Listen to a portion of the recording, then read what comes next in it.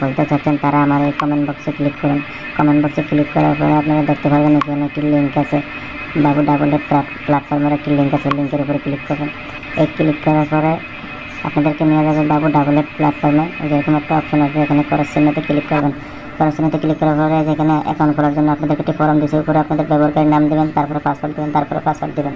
এখানে আপনি যে পাসওয়ার্ডটি দেবেন সেম পাসওয়ার্ডটি আপনি এখানে দেবেন। ব্যবহারকারীর নাম আর আপনার পাসওয়ার্ড এগুলো মনে রাখবেন। আমি বসিয়ে নিচ্ছি। বসিয়ে নেওয়ার পরে আপনাদেরকে দেখা দিচ্ছি যে এখানে একটি অ্যারো চিহ্ন আছে, এই অ্যারো চিহ্নতে ক্লিক করবেন। এখানে আপনি অবশ্যই BDT এই অপশনটি সিলেক্ট করে নেবেন। তারপর আপনি এখানে পরবর্তীতে ক্লিক করেন।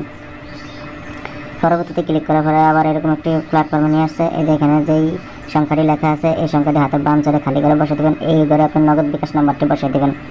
নগদ নাম্বার বসানোর পরে এই যে এখানে খালি বক্সটি একটি ক্লিক করবেন। এই যে আমি আপনাদেরকে ফিল আপ করে দেখে দিচ্ছি যে আমি এই নাম্বারটি হাতের ডান পাশে কালো ঘরে থাকা এই নাম্বারটি এখানে বসে দিচ্ছি। তারপর আমি নগদ বিকাশ নাম্বারটি বসিয়ে নিচ্ছি। তারপরে এই খালি ঘরে আমি একটি ক্লিক করলাম। ক্লিক করছি, এখানে একটা টিক চিহ্ন উঠছে।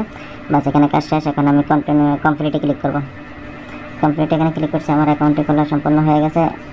তো আমি এখন এই হোম পেজে ক্লিক করব। হোমে ক্লিক করার পরে আপনাদেরকে নিয়ে যাবে এই যে এখানে একটি আইকন আছে, এই আইকনের উপরে ক্লিক করবেন। এই আইকনের উপরে ক্লিক করার পরে আপনাদেরকে এরকম একটি ফর্মে নিয়ে আসবে। এখানে আপনি দেখতে পারবেন একটা প্রোফাইল অপশন। প্রোফাইল অপশনের হাতের ডান পাশে এই যে এখানে একটি অ্যারো চিহ্ন আছে, এই অ্যারো চিহ্নতে ক্লিক করবেন।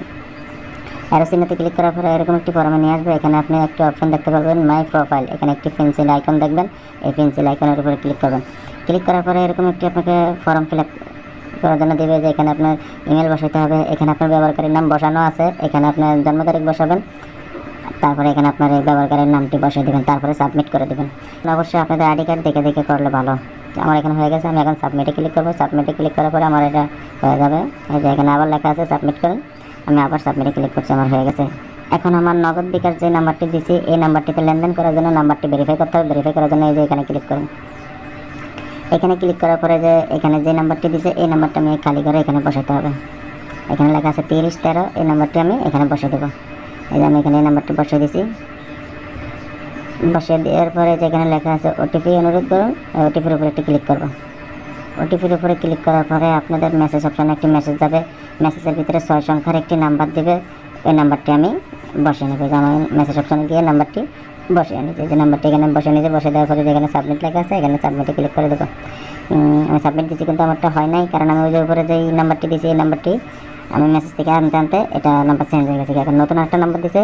আগে সব কিছু ঠিক থাকবে, শুধু এই নাম্বারটি চেঞ্জ করে আবার নাম্বারটি বসে দিলে হবে। নতুন যে নাম্বারটি দিয়েছে এই নাম্বারটি দিয়ে আবার সাবমিটে দিয়েছি। এই দেখুন নাম্বার হয়ে গেছে।